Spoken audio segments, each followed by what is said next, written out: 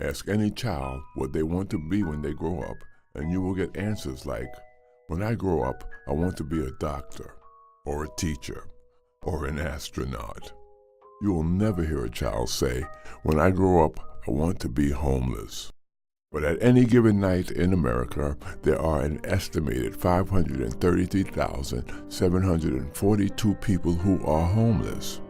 We have an estimated 425 people right here in the Low Country. They're experiencing homelessness right now.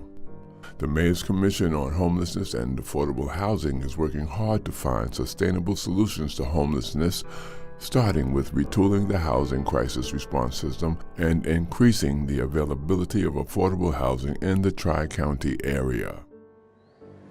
Used to, if you was on the street and in my life and if I was ever homeless, it didn't last for long because somebody came and, and I ain't say they gave me, but you had a, somewhere you could rest your head and get a job and get on your feet and all that. It just don't exist no more. People scared of you. One of the great things about, for me, living in a camp has been the ability to save a large sum of money. So I banked a bunch of money and I have a plan to purchase a primary residence. It would be a sailboat. Everybody thinks the winters are rough, but actually the summers are rough because the winter you can always put enough clothes on to get warm, but during the summer you can take it all off and you still can't get cool. I was at a shelter when we had the ice storm. John and Sandy showed up and out of their personal pockets brought 15 more cots, 15 sets of sheets, 15 blankets, and 15 pillows to the shelter in Mount Pleasant in the ice storm. That's my mayor. I know I need counseling. I hate drinking. I wake up every 2 hours to have a drink because I'm shaking. I've never been diagnosed, but they started diagnosing me through Berkeley County Mental Health. But I never fell through with it because being bipolar, you don't follow through with things. When people see people on the street, they assume, number one, they're either an alcoholic or a drug addict. Some are. We aren't all. They assume that we're begging. We aren't all. We do stuff. But the best thing you can do, you don't have to give anybody $1. You don't have to give them the rest of your lunch, but you can look them in the eye and say, how are you? And wait for the answer. Show dignity to everyone, respect to everyone. Because you know what? You might be one paycheck away. If we want to see this problem come to an end, the way to do so is to do those things that we would want done if we were in that situation. And one of those things that you've already done is by contributing to this Homeless to Hope Fund, you're making it possible for this solution to come forward.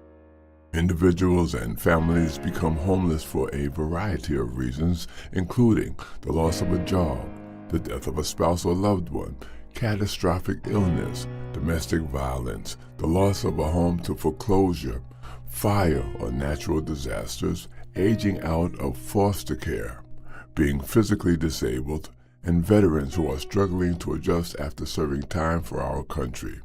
And there are those who battle mental illness or addiction. I just encourage and challenge everyone to meet.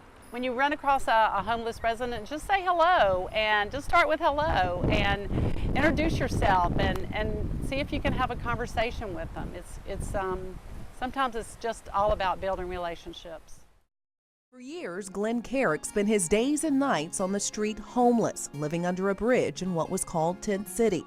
But for the last 2 years, he has had a roof over his head and food to eat thanks to the nonprofit Palmetto Project and the Homeless to Hope Fund. It was the fund that did it, and the people. The fund was started in 2016 with the encouragement of Charleston Mayor John Tecklenburg. Today, the fund is supported by area mayors through the Mayor's Commission on Homelessness and Affordable Housing. Tyrell Bailey is the homeless coordinator for the city of Charleston. They could be the richest person in the world, and then one day, boom, something just dramatically happens to them, and then it could be into homelessness. For Glenn, it was resources like 180 Place, which provides services like shelter, housing, and training to get people back on their feet and into a job. The fund has also helped Glenn's roommate, Jody Tennedy. Jody now has a stable job and is thankful to have a home to call his own. Each January, efforts are made to count the nation's homeless in a point-in-time census, county by county. Over the last 3 years, Charleston County has continued to reduce the number of people experiencing homelessness. The goal? to get to functional zero by 2023. What is functional zero? It is reached when people who have fallen into homelessness can access a network of support services to provide a holistic approach to help transition them into permanent housing and on to self-sufficiency using what we call the Housing First approach.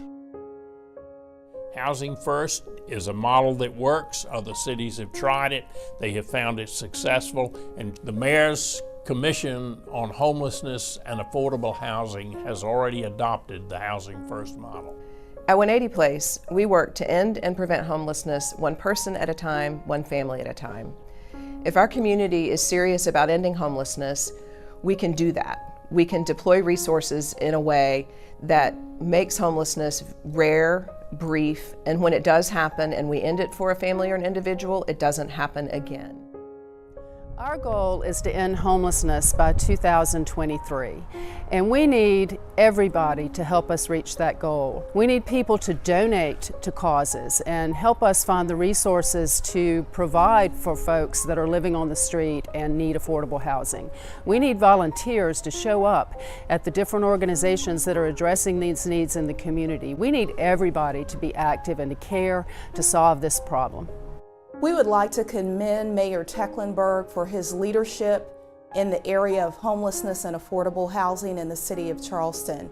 We also want to commend the other mayors who created the Mayor's Commission on Homelessness and Affordable Housing. This commission has been hard at work over the last year and a half, seeking to understand the homelessness issue and implement strategies and programs whereby our homeless residents can find permanent housing.